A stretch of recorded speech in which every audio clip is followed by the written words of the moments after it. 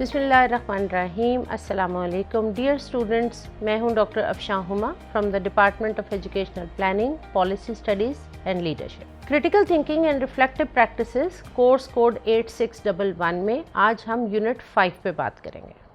अगर आपने याद हो यूनिट 4 में तो हमने देखे थे कुछ मॉडल्स जिसमें मेनली हमने शॉन के मॉडल को डिस्कस किया। यूनिट 4 में उसके अलावा भी कुछ और मॉडल्स गिवन हैं, लेकिन यूनिट 5 मेनली बेस करता है on Gibbs model. Gibbs model is given by Graham Gibbs और ये 1988 में दिया गया एक मॉडल है जिसमें उन्होंने पूरा एक रिफ्लेक्टिव साइकिल बयान किया। ये रिफ्लेक्टिव साइकिल तमाम दुनिया में प्रोफेशनल प्रैक्टिसेस के दौरान इस्तेमाल किया जाने वाला शायद सबसे कॉमन मॉडल है, इसलिए आज हम इस पे ज़्यादा तफसील से बात करेंगे। गिब्स मॉडल में गिब्स के मुताबिक अगर आप इस रिफ्लेक्टिव साइकिल को कंप्लीट करते हैं तो आप देखेंगे कि इसकी 6 स्टेजेस से गुजरते हुए आप किसी भी इवेंट, किसी भी इंसिडेंट या एक दिन के बारे में एक कंप्लीट एनालिसिस बिल्ड करते हैं और आने वाले वक्त के लिए अपना लाया अमल तैयार करते हैं। द वेरी फर्स्ट स्टेज, हम यहीं से बात शुरू करते हैं। आप स्कूल में एक दिन गुजारते हैं, उस पूरे दिन में आप क्लासेस टीच भी कर रहे हैं, आप मुख्तलिफ मीटिंग्स भी अटेंड कर रहे हैं, आपका इंटरेक्शन अपने किसी हेड टीचर से भी हो सकता है, आपका इंटरेक्शन पेरेंट्स के साथ भी हो सकता है, आपका इंटरेक्शन अपने कोलीग्स के साथ भी होता है। स्कूल के एक कंप्लीट डे के दौरान आप मुख्तलिफ पॉजिटिव, नेगेटिव इवेंट्स या पॉजिटिव नेगेटिव बिहेवियर्स को फेस भी कर रहे होते हैं और आप ख़ुद भी देखते हैं कि at different times of the day आप मुख्तलिफ तरीके से बिहेव कर रहे हैं ख़ुद भी। तो गिब्स के साइकिल में जो स्टेज 1 है that is called description. So description means simply noting down everything that was happening. Description को गिब्स क्वेश्चन के फॉर्म में देता है what happened. So what happened का मतलब ये है कि once you have finished your day, give yourself like 3 hours और सो।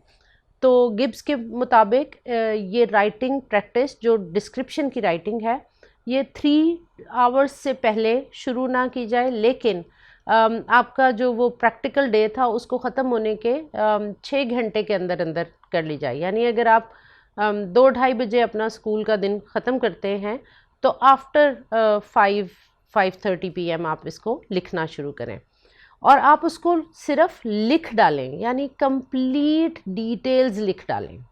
आप किस वक्त कहाँ थे, वहाँ और कौन लोग थे, आप वहाँ क्या कर रहे थे और लोग वहाँ क्या कर रहे थे, वाई यू वर देयर, आपका वहाँ होने का मकसद क्या था, एंड व्हाट हैपेंड, आपने क्या कहा, किसी और ने क्या कहा, आपने क्या किया, किसी और ने क्या किया।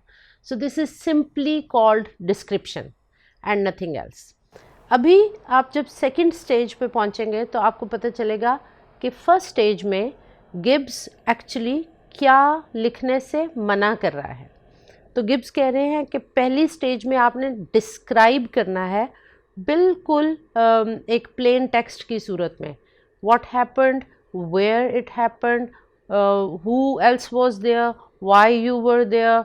वाई में शायद आप थोड़ा सा कॉन्टेक्स्ट भी बयान कर देंगे कि उससे पहले कुछ हो चुका था या नहीं। सेकंड क्वेश्चन बड़ा इंटरेस्टिंग है और सेकंड स्टेज है फीलिंग्स।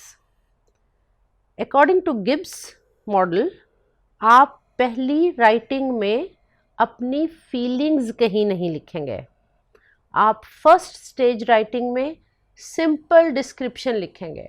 अच्छा, ये सुनने में बड़ा आसान लगता है, but once you start practising it तो आपको पता चलेगा कि जब भी हम कोई वाक़या बयान कर रहे होते हैं, जब भी हम किसी इवेंट की डिस्क्रिप्शन दे रहे होते हैं तो अनकॉन्शियसली हम उसमें अपनी फीलिंग्स बयान करते जाते हैं।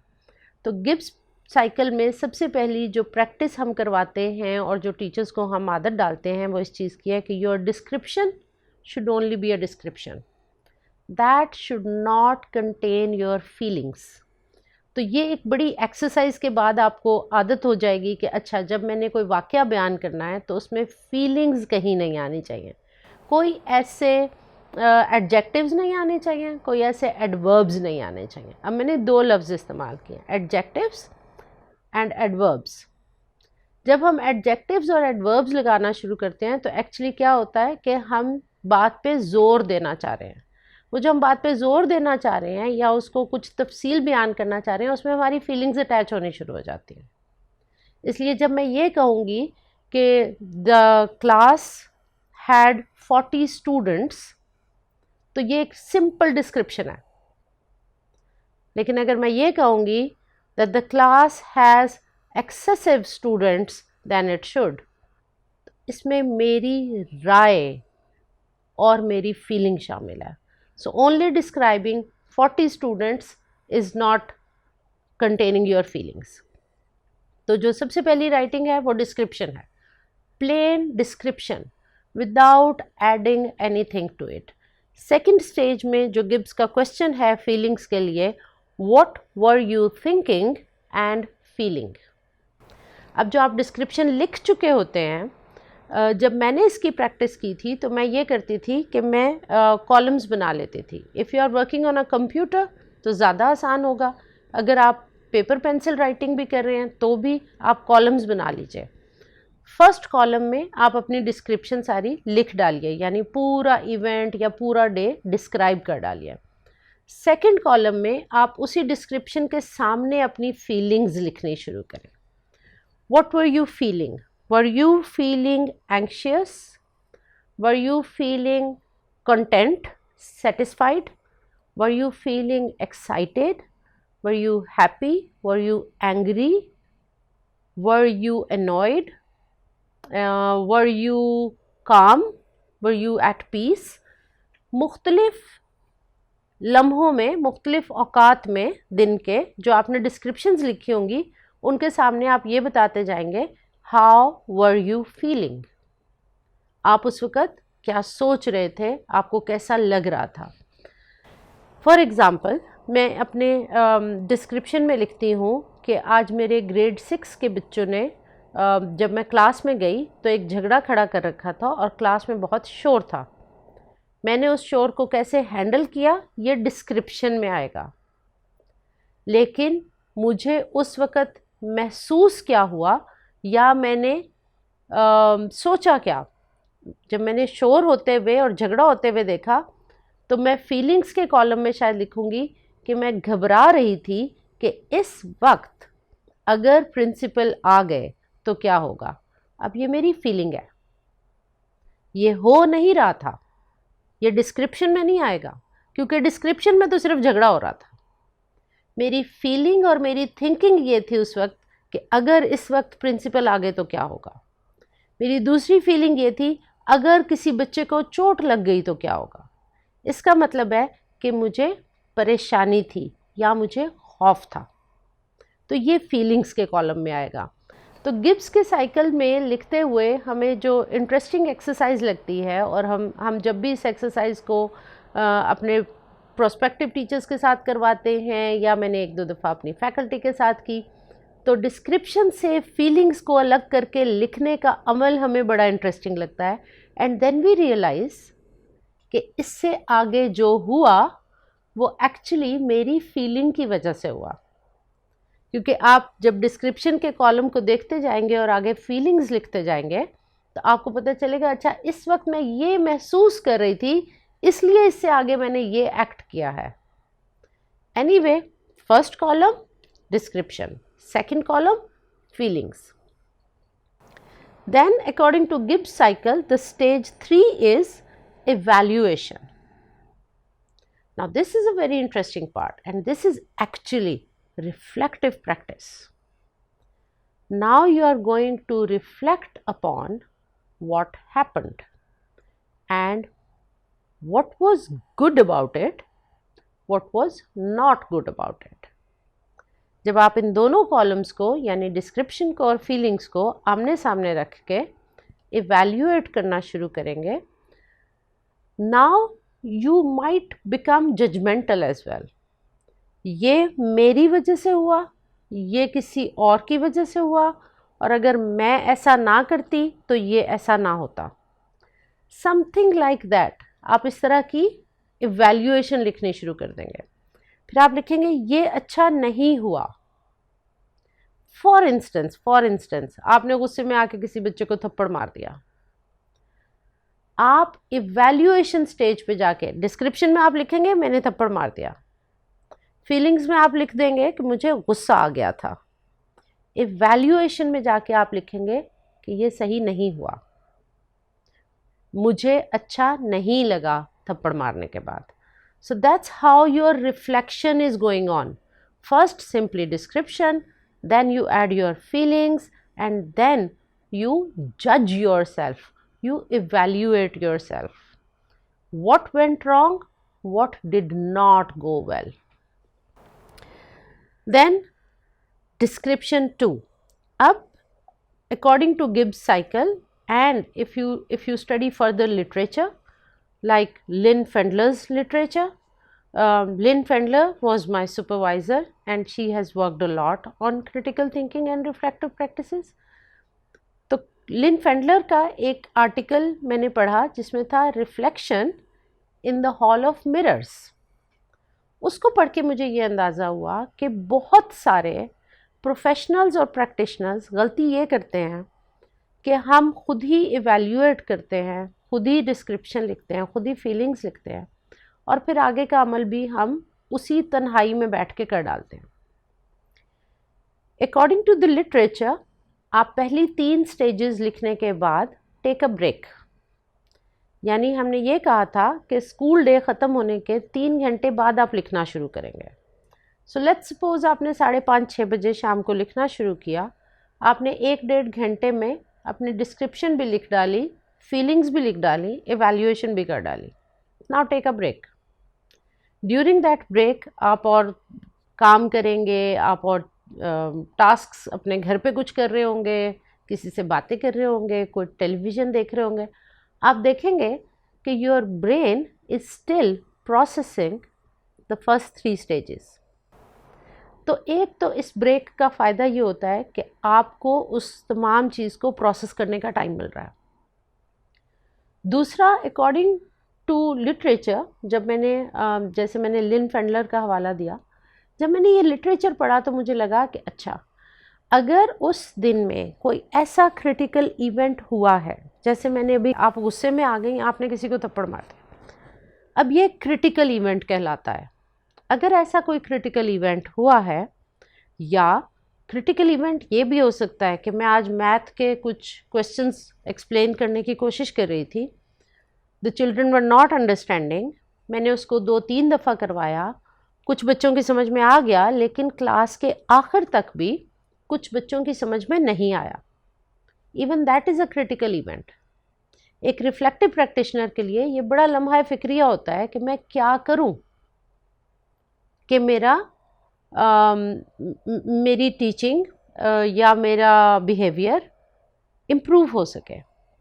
सो ड्यूरिंग दिस ब्रेक, एक तो आप उस पर गौर करेंगे। Secondly, if you want to read some literature about it, you may read some literature about it. हो सकता है आप कोई किताब खोल के पढ़ें, मैथमेटिक्स, टीचिंग ऑफ मैथमेटिक्स की कोई किताब खोल के उस वक़्त पढ़ लें, किसी वेबसाइट से एक आर्टिकल पढ़ लें, या आप क्लासरूम मैनेजमेंट की, जिस तरह हम पहला इवेंट बयान कर रहे थे कि झगड़ा हो रहा है, ये हो रहा है, लिटरेचर इसके बारे में क्या कहता है, ये जो कुछ मैंने अपनी डिस्क्रिप्शन दी है, लिटरेचर इसको क्या नाम देता है, ये इवेंट कैसा इवेंट है, इसमें बच्चों की क्या साइकोलॉजी थी, इसमें मेरा क्या बिहेवियर इन्वॉल्व था। So you can read about it as well. After a few hours, like a break of 3 to 6 hours again, मुझे आदत रही है कि ये जो डिस्क्रिप्शन 2, जो अगली 3 स्टेजेस हैं, I used to do that in late night hours. जब मैंने सारे घर के काम ख़त्म कर लिए, इवन लोग अपने अपने कमरों में चले गए, सो गए, तो मैं डिस्क्रिप्शन 2 पे काम शुरू करती हूँ। इस दौरान मेरे दिमाग ने उस सारी फर्स्ट 3 स्टेजेस को प्रोसेस कर रखा है। Then I sit down. Description 2 में आपने एनालाइज ये करना शुरू करना है कि what else could have happened. आपकी जो डिस्क्रिप्शन है उसके सामने थर्ड कॉलम में, यानी फर्स्ट कॉलम ये है, बीच में 2 कॉलम आपके फीलिंग्स और इवैल्यूएशन के आ गए, थर्ड कॉलम में आपने ये लिखना शुरू करना है कि what else could I do, what else could be done in this situation. अब वो जो ब्रेक में आपने प्रोसेस किया है और जो आपने कोई रीडिंग की है या कहीं से कुछ पढ़ने की कोशिश की है, कोई इंस्ट्रक्शन लेने की कोशिश की है, वो आपको हेल्प करेगी वो इन्फॉर्मेशन कि आप ऐसा बिहेव ना करते तो क्या करते और क्या क्या हो सकता था और क्या क्या पॉसिबिलिटीज़ थी। तो आप डिस्क्रिप्शन 2 के कॉलम में ये लिखना शुरू करते हैं। जो 2015 का गिब्स साइकिल है उसमें आपको डिस्क्रिप्शन 2 नज़र आती है, लेकिन लेटर स्टेजेस पे और रिसर्चर्स ने इस पे काम किया तो वो यहाँ एक स्टेज ऐड करते हैं, वो कहते हैं एनालिसिस। अच्छा, अब एनालिसिस और डिस्क्रिप्शन 2 जो गिब्स बयान कर रहे थे उसमें थोड़ा सा डिफरेंस है। डिस्क्रिप्शन 2 में हम ये कर रहे हैं कि हम ऑल्टरनेटिव्स लिखना शुरू कर देते हैं। एनालिसिस लिखने वाले ये करते हैं कि वो जो मैंने अभी कहा ना कि आप कुछ पढ़ लें, आप कहीं से इंस्ट्रक्शन लेने की कोशिश करें, कहीं से गाइडेंस लेने की कोशिश करें, वो एनालिसिस स्टेज में वो बिल्ड करते हैं। That break all the information, refer to some literature and then see what else could be done. तो एनालिसिस पार्ट में भी होना यही है कि यू वांट टू एनालाइज कि अगर ये ना होता तो ये ना होता, अगर मैं एक्ट 1 को डिफरेंटली रिस्पॉन्ड करती बच्चों के तो सेकंड एक्ट डिफरेंट हो सकता था, और फिर मैं थर्ड लेवल के ऊपर किसी को इन्वॉल्व कर सकती थी, मैं हेड टीचर से खुद जाके डिस्कशन कर सकती थी। So all those things come into description 2 और analysis stage. Then comes the 5th column and the 5th column is conclusion stage. Conclusion stage में आपने डिस्क्रिप्शन 2 में बहुत सारे ऑल्टरनेटिव्स लिख रखे होते हैं। कंक्लूजन स्टेज में आप उसका ब्रीफ अपने लिए लिखते हैं। मुझे अपनी कौन सी फीलिंग्स पर काबू पाना है, सेकंड कॉलम में। मुझे क्या नहीं करना है, ये इन्फॉर्मेशन थर्ड कॉलम से आ रही है।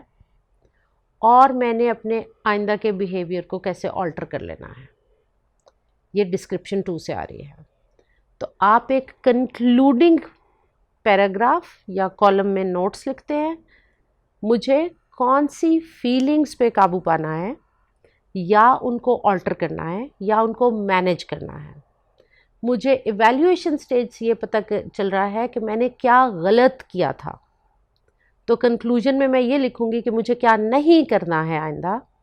और मुझे डिस्क्रिप्शन 2 से ये पता चल रहा है कि इसकी जगह मैं क्या कर सकती थी, तो फिर मैं उन ऑल्टरनेटिव्स में से चूज़ करूँगी कि मैं क्या कर सकती थी। So that's your conclusion stage, stage 5। Once you have written your stage 5, then you develop action plan. Action plan is the final stage of Gibbs cycle. Now what is this action plan? आप लोग daily lesson planning करते हैं। ये वो action plan है जो आपके आज के दिन की रोशनी में आपके कल के दिन को बेहतर करेगा। तो जब आप नेक्स्ट डे के लेसन प्लान्स कर रहे होंगे, अपना नेक्स्ट डे प्लान कर रहे होंगे, तो यहाँ से आप एक्शन पॉइंट्स उठाएंगे कि अब जब मैं कल उस क्लासरूम में जाऊँगी तो मुझे लेसन प्लान में लिखना है जाके कि मैंने बात शुरू कहाँ से करनी है। अब जब मैं कल का लेसन शुरू करूँगी तो मैंने पिछली क्लास पे लेसन बिल्ड कैसे करना है। ये वो एक्शन पॉइंट्स हैं जो आपने इस पूरी इवैल्यूएशन, एनालिसिस, कंक्लूजन स्टेज के बाद लिखे हैं, and these will go to your next day's lesson plan. एक तो इस एक्शन प्लान का ये फ़ायदा है। दूसरा, बाज़ दफ़ा कुछ बड़े इश्यूज़ होते हैं। एक बच्चा कॉन्टिन्यूसली आपको ट्रबल दे रहा है, एक बच्चे के साथ कॉन्टिन्यूसली कुछ इश्यूज़ चल रहे हैं, या एक क्लास कॉन्टिन्यूसली आपको ट्रबल दे रही है, बाकी की क्लासेस रिलेटिवली बेहतर चल रही हैं, वहाँ आपको मसला आ रहा है। ये जो पॉइंट है इस पे हम नेक्स्ट प्रोग्राम में एक्शन रिसर्च पे बात करेंगे। तो ये जो एक्शन प्लान है ये या तो एक्शन रिसर्च में चला जाएगा या ये आपके डेली लेसन प्लान्स में चला जाएगा। If these are minor events और आपने उसके ऊपर कोई कंक्लूजन दिया है तो ये आप अपने डेली लेसन प्लान में डाल देंगे और वो आपका आगे प्लानिंग चलती भी रहेगी, आप उसको एग्जीक्यूट भी करते रहेंगे। अगर ये कोई मेजर क्रिटिकल इवेंट है या कोई मेजर इशू है तो फिर ये आपकी एक्शन रिसर्च के लिए आपके पास एक्शन प्लान्स तैयार होंगे। यूनिट नंबर 6 में हम एक्शन रिसर्च पे डिटेल से बात करेंगे and we will connect back to this point. तो यूनिट 5 में आज हमने मेनली गिब्स मॉडल को रिव्यू किया है, उसके तरीके को समझने की कोशिश की है। Stage 1 description, stage 2 feelings, stage 3 evaluation, then taking a break, analysing the information, thinking about it, going to description 2, then concluding all your reflections and then making an action plan. This was unit 5 of critical thinking and reflective practices, course code 8611. इजाज़त दीजिए, अल्लाह हाफ़िज़।